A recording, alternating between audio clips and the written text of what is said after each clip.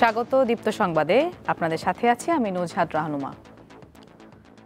ইসরায়েলের বিভিন্ন স্থানে আবারও ক্ষেপণাস্ত্র হামলা চালিয়েছে ইরান। অপরদিকে মধ্য ইরানে একাধিক বিমান হামলা চালায় ইসরায়েল। উদ্ভূত পরিস্থিতিতে কোনো ধরনের যুদ্ধবিরতি আলোচনায় বসতে অস্বীকৃতি জানিয়েছে তেহরান। ইরানের আধা সরকারি সংবাদ সংস্থা তাসনিমের বরাতে আল জাজিরা এ তথ্য জানিয়েছে। এতে আরও বলা হয়, ইসরায়েলি হামলায় রোববার ইরানের অভিজাত বাহিনী আইআরজিসির গোয়েন্দা শাখার প্রধান মোহাম্মদ কাজেমি সহ 2 জেনারেল নিহত হন। ইসরায়েলি সেনাবাহিনী দাবি করেছে, ইরানের পশ্চিমাঞ্চলে ক্ষেপণাস্ত্র স্থাপনা লক্ষ্য করে হামলা চালানো হয়েছে। এতে করে দেশটিতে রোববার পর্যন্ত নিহতের সংখ্যা বেড়ে 224 জনে পৌঁছেছে বলে জানিয়েছে ইরানের স্বাস্থ্য মন্ত্রণালয়। অন্যদিকে ইরান থেকে পাঠানো শতাধিক ড্রোন ভূপাতিত করার দাবি করেছে ইসরায়েলি সেনাবাহিনী।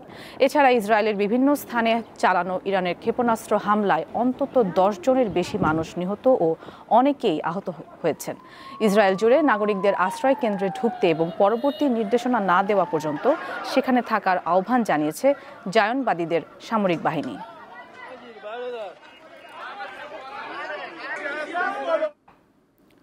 দখলদার ইসরায়েলি বাহিনীর বিরুদ্ধে চলমান সংঘাতে ইরানে অবস্থানরত বাংলাদেশিদের জন্য হটলাইন সেবা চালু করা হয়েছে। স্থানীয় সময় রোববার ইরানে অবস্থিত বাংলাদেশ দূতাবাস কর্তৃপক্ষ বিশেষ বিজ্ঞপ্তিতে এ তথ্য জানায়। এক্ষেত্রে জরুরি প্রয়োজনে ইরানে বসবাসরত বাংলাদেশি নাগরিকদের +989190857736 ও +989122065745 নম্বরে হোয়াটসঅ্যাপ সহ যোগাযোগ করতে বলেছে দূতাবাস কর্তৃপক্ষ।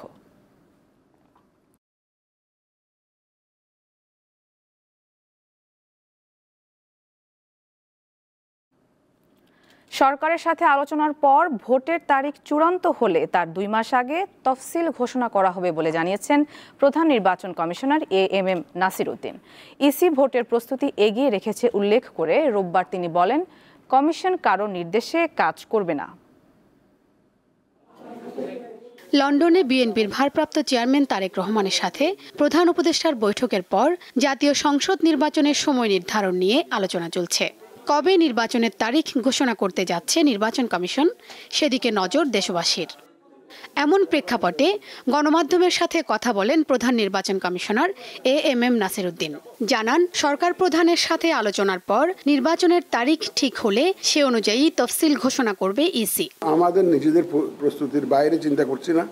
সরকারের সাথে যখন আমাদের কথাবার্তা হবে, ওনারা কি ধরনের চিন্তা ভাবনা করতেছেন, যখন আমরা একটা ধারণা তো পেয়ে যাব, তখন একটা আমরা সিদ্ধান্তে আসতে পারবো।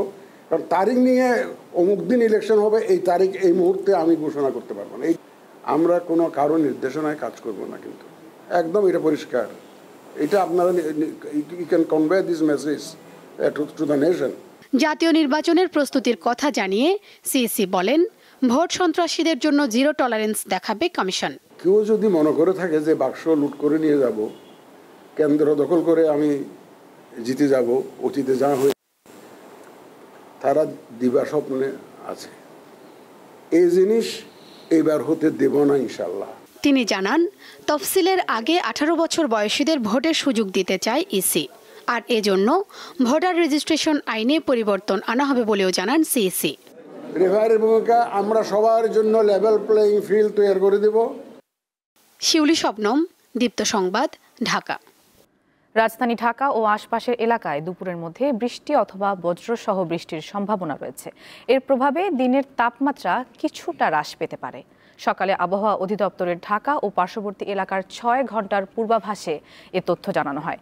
পূর্বাভাসে আরও বলা হয়, আকাশ আংশিক মেঘলা থাকতে পারে এবং সাময়িকভাবে মেঘাচ্ছন্ন হতে পারে। দক্ষিণ ও দক্ষিণ পূর্ব দিক থেকে ঘন্টায় 10 থেকে 15 কিলোমিটার বেগে বাতাস বইতে পারে।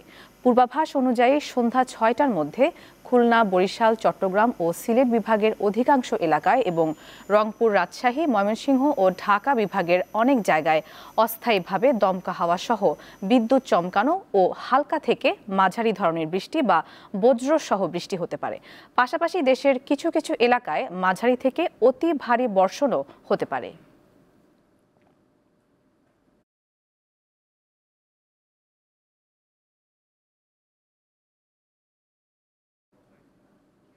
লাল মরিচ উৎপাদন করে ভালো আয় করছেন গাইবান্ধার চাষিরা। মরিচের গুণগত মান ভালো হওয়ায় দেশের চাহিদা মিটিয়ে রপ্তানি হচ্ছে বিদেশে। নৌকা বোঝায় লাল মরিচ ঘাটে ভিড়ে সকাল ৮টায়। এরপর বিশেষভাবে তৈরি ঘোড়ার গাড়িতে করে মরিচের বহর নিয়ে ব্যাপারীরা ছুটে যান হাটে।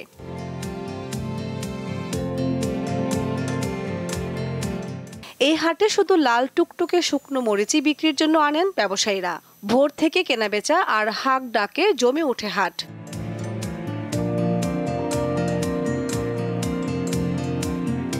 বেলা বাড়ার সঙ্গে সঙ্গে বাড়ে ক্রেতা বিক্রেতাদের ব্যস্ততা। বস্তা বোঝাই মরিচ পাঠানো হয় দেশের বিভিন্ন জেলায়। প্রতি হাটে প্রায় কোটি টাকার মরিচ কেনাবেচা হয় বলে জানান ব্যবসায়ীরা।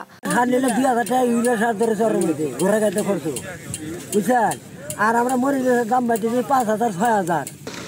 একদম খসুরা নাকি আমার এখন জমি পথ ছুঁয়ে চলা লাগে। এই মরিচ কেনা হলে ৮,৫০০, ৬০০, ৩০০, ২০০, ৮,০০০, ১০০, ২০০ কম আছে। আগে অনেক ব্যাপারী বাইরে থেকে আসতো, আসা কিন্তু এখন আর কেনে না, ওই জন্য দামটা একটু কম।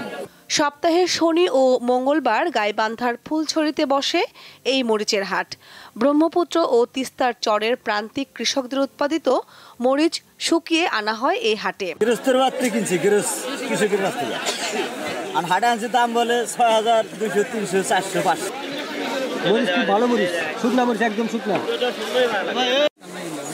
মরিচ মনে করেন যে দাম বেশি দিয়ে নিয়ে আসছে, আমাদের এখানে দাম কম। কৃষি বিভাগ জানিয়েছে এবছর ৫ থেকে ৫,৫০০ মেট্রিক টন শুকনো মরিচ উৎপাদন হয়েছে। যেহেতু গাইবান্ধা জেলার মরিচের উৎপাদন বেশি, কৃষকরা লাভ পাচ্ছে, আশা করি আগামী বছরগুলোতেও গাইবান্ধা জেলাতে মরিচের আবাদ বৃদ্ধি পাবে। ফুলছড়ির এই মরিচের হাট আরও সম্প্রসারণ করা গেলে দেশে মরিচের বাজারে ইতিবাচক প্রভাব পড়বে বলে মনে করছেন ব্যবসায়ীরা। কামরুন নাহার, দীপ্ত, বার্তাকক্ষ। ২ ম্যাচ টেস্ট সিরিজের প্রথমটিতে মঙ্গলবার শ্রীলঙ্কার মুখোমুখি হবে বাংলাদেশ। গলেতে ম্যাচ শুরু বাংলাদেশ সময় সকাল 10:30টায়। ২০২১ সালের পর প্রথম শ্রীলঙ্কায় টেস্ট খেলতে গেছে বাংলাদেশ জাতীয় ক্রিকেট দল। গল ও কলম্বোতে হবে ২ দলের ২ ম্যাচের টেস্ট সিরিজ, যা দিয়ে ২ দলই আইসিসি টেস্ট চ্যাম্পিয়নশিপের ২০২৫-২৭ চক্রে প্রবেশ করতে যাচ্ছে। বাংলাদেশ এখন পর্যন্ত একবারই শ্রীলঙ্কাকে টেস্টে হারাতে পেরেছে। ২৬ বার মুখোমুখি লড়াইয়ে ২০টি জিতেছে শ্রীলঙ্কা, ড্র হয়েছে ৫ ম্যাচ।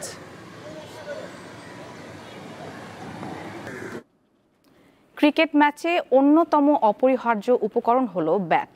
বর্তমান যুগের এই ব্যাট শুরুর দিকে কেমন ছিল তা নিয়ে অনেকেরই রয়েছে কৌতূহল। সেই বিবর্তনের গল্প নিয়ে থাকছে প্রতিবেদন।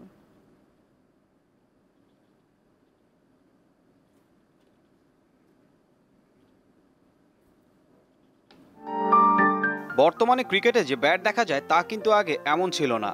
বলতে গেলে প্রায় ৭০০ বছর আগে জন্ম নেওয়া ক্রিকেট ব্যাট এখনকার চেয়ে ছিল সম্পূর্ণই আলাদা। তখন ক্রিকেট ব্যাট দেখতে অনেকটা বর্তমানের হকি স্টিকের মতো ছিল। ইংল্যান্ডের রাখালরা ছাগল চালানোর মাঝের সময়টা হাতে লাঠি দিয়ে ক্রিকেট খেলা শুরু করে। এরপর ধীরে ধীরে প্রযুক্তি এবং খেলার গতি অনুযায়ী বদলে গেছে ব্যাটের আকার আকৃতিও।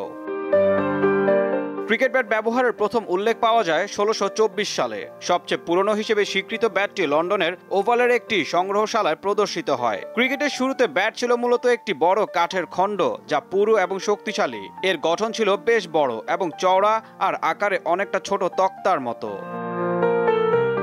১৮০০ সালে ক্রিকেট খেলার নিয়মে আরো পরিবর্তন আসতে শুরু করে এবং ব্যাটের আকারে সামান্য পরিবর্তনও দেখা যায়। শুরুতে ব্যাটের দৈর্ঘ্য প্রস্থের হিসাব না থাকলেও ১৮৩৫ সালে ক্রিকেট ব্যাটের সর্বোচ্চ দৈর্ঘ্য ঠিক করা হয় ৩৮ ইঞ্চি। ১৮৭০ সাল থেকে ক্রিকেটের জন্য বিশেষ ধরনের ব্যাটের ডিজাইন তৈরি হতে শুরু করে। এই সময় ব্যাটের আকৃতিতে পেতে শুরু করে আধুনিক বৈশিষ্ট্য। ১৯০০ সালের পর থেকে ব্যাটের ডিজাইন দ্রুত পরিবর্তন হতে থাকে। উইকেটের আকারে পরিবর্তন আসার সাথে সাথে ব্যাটের আকারও ছোট হতে শুরু করে। ১৯০০ সালের মাঝামাঝি সময় বিভিন্ন ধরনের ব্যাট তৈরি হতে থাকে। এই সময় ভারী এবং শক্তিশালী ব্যাট বেশ জনপ্রিয় হয়ে ওঠে। প্রযুক্তির উন্নয়নে আধুনিক ব্যাটগুলো বানানো হয় চওড়া এবং পাতলা। এখনকার ব্যাটগুলোতে বিভিন্ন ধরনের মেটাল এবং লেগার প্লেট যুক্ত করা হয়েছে, যার ফলে ব্যাটগুলো আরো শক্তিশালী এবং টেকসই হয়। মূলত খেলোয়াড়দের খেলার ধরন এবং প্রযুক্তিগত অগ্রগতির কারণেই ক্রিকেট ব্যাটের বিবর্তন হয়েছে। অদূর ভবিষ্যতে ব্যাটের ধরনে আরো পরিবর্তন এলেও অবাক হওয়ার কিছুই থাকবে না। ঈশান হাসান, দীপ্ত স্পোর্টস।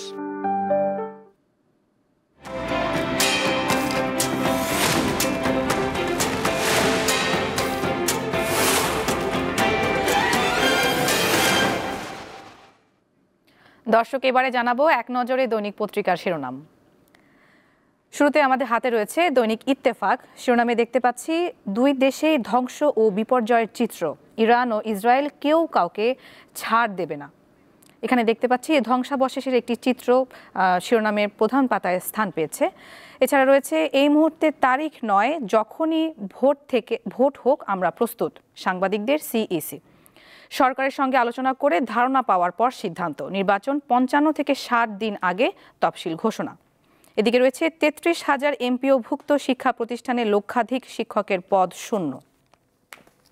এরপর রয়েছে দৈনিক যুগান্তর।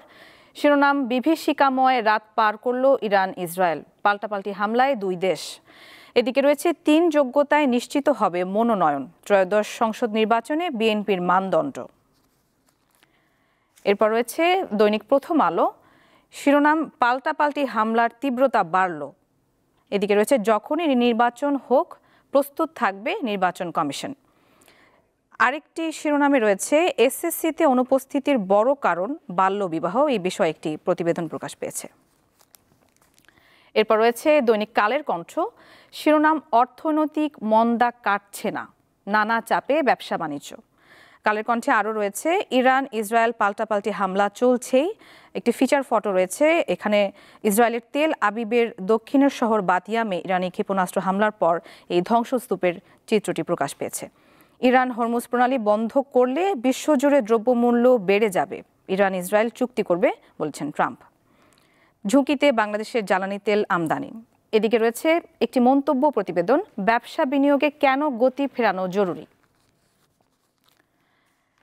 এরপর দেখতে পাচ্ছি দৈনিক আমার দেশ। শিরোনাম ইসলামী দলগুলোর নানা সমীকরণ। এছাড়া রয়েছে খেলাপি ঋণ বেড়ে 4,20,000 কোটি টাকা, 3 মাসে বেড়েছে 75,000 কোটি টাকা। আমার দেশের আরেকটি শিরোনাম টিউলিপের মাছের খামার নিয়ে কৌতূহল, এ বিষয়ে একটি লেখা প্রকাশ পেয়েছে। এরপর রয়েছে দৈনিক আজকের পত্রিকা। শিরোনাম বোমায় বাড়ছে ধ্বংসস্তূপ, ইরানিদের বেসমেন্ট মেট্রো স্টেশন মসজিদে আশ্রয়ের পরামর্শ। এদিকে রয়েছে নিয়োগ হচ্ছে 1 লাখ শিক্ষক, বিজ্ঞপ্তি চলতি সপ্তাহেই। দর্শক, দেখে নিলাম আজকের দৈনিক পত্রিকার শিরোনামগুলো। এই ছিল এখনকার মতো। পরবর্তী সংবাদ বেলা 12টায় দেখার আমন্ত্রণ। এছাড়া তথ্য ও বিনোদনের অন্যান্য খবর পেতে যুক্ত থাকুন দীপ্ত ডিজিটাল প্ল্যাটফর্মগুলোতে। সবাইকে ধন্যবাদ।